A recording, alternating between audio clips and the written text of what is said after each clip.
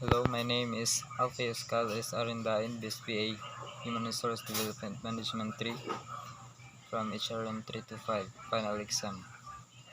So, number one is year over company XYZ is consistently filing the same position with external hires due to volunteer turnover. So it is a critical sales role. A proper evaluation of underlying issues and a plan to address the attrition issue has not been established. What specifically can be done in this situation? Identify factors leading high turnover. So, first, the company should look at the turnover rate for the position and compare it to the overall turnover rate for the company. If the position has a significantly higher turnover rate than the company as a whole, so that is a red flag that there may be some underlying issues. The company should then look at the factors such as pay, workload, and company culture to see if there are any areas that could be improved. If turnover is still high after making the changes in these areas, the company may need to consider other factors such as the location of the position or the type of work involved. So, what staffing strategies could be best suited to fit above need? So, one possible staffing strategy that could be suited to fit this need is to hire a worker from a different country on a work visa. So, this would allow the company to get the work done while also providing an opportunity for the worker to gain some work experience in a foreign countries. This could help to improve the situation, providing the company choose one and explain how this could develop an improvement to the scenario. So number two, you work for a global professional services firm which has been seen for decades as an employer of choice. Last month, you were promoted to the position of Vice President Human Resources. The promotion comes at the time the organization is experiencing a decline in revenues, an increase in competition, high volunteer turnover in the US and abroad, and declining market share. Anecdotal information suggests that the cause of voluntary turnover is due to poor employee benefits, total rewards strategy, employee engagement, and organizational structure. So the Chief Executive Officer (CEO) has requested your analysis and recommendations on improving the total reward strategy in an effort to improve uh, employee engagement, reduce voluntary turnover, and enhancing the employer's brand. So A, what are specific actions you can initially take to identify and validate how total reward are having an impact on the organization?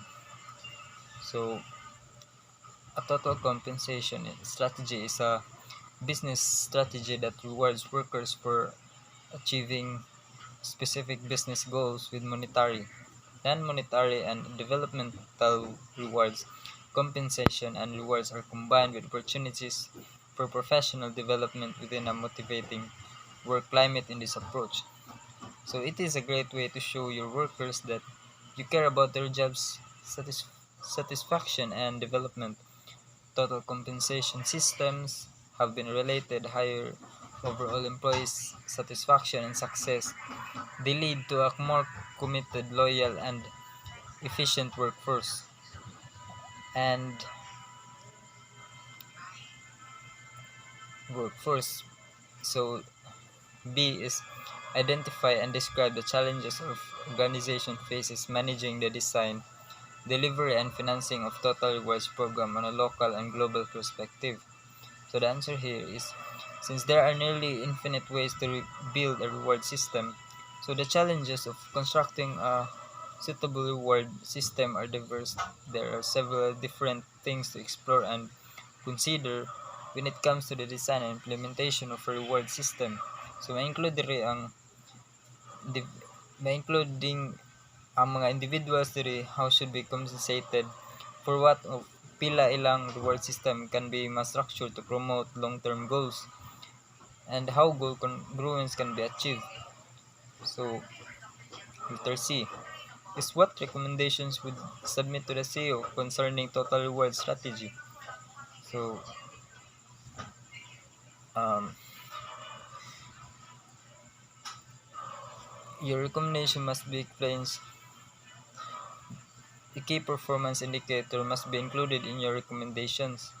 So answer here is the concept of connecting compensation packages to KPI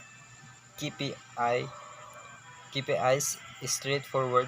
We want to keep track record of our employees' success, and if they are doing well, we want to reward them with a bonus, which is intended to inspire them to achieve even better result as a VP for human resources.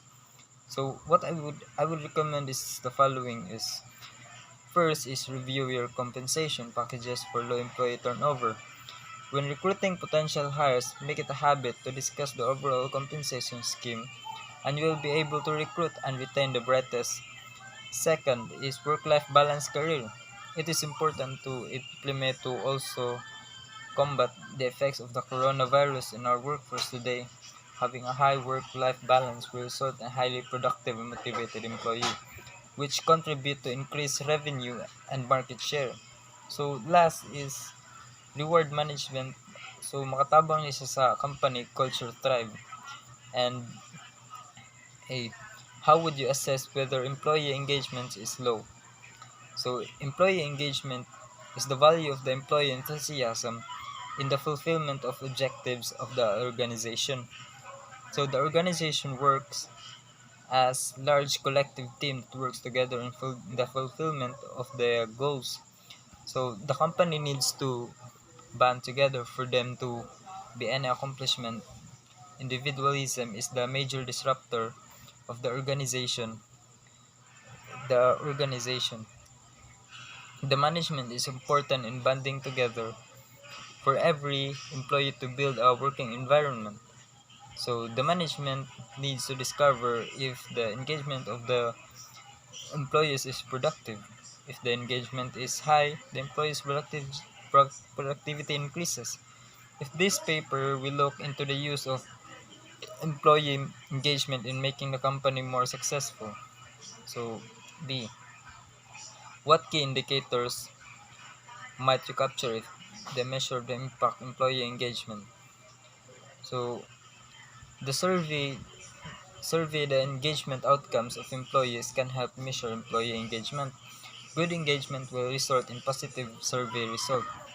So provide three examples of possible interventions that might help improve engagement within organizations in general.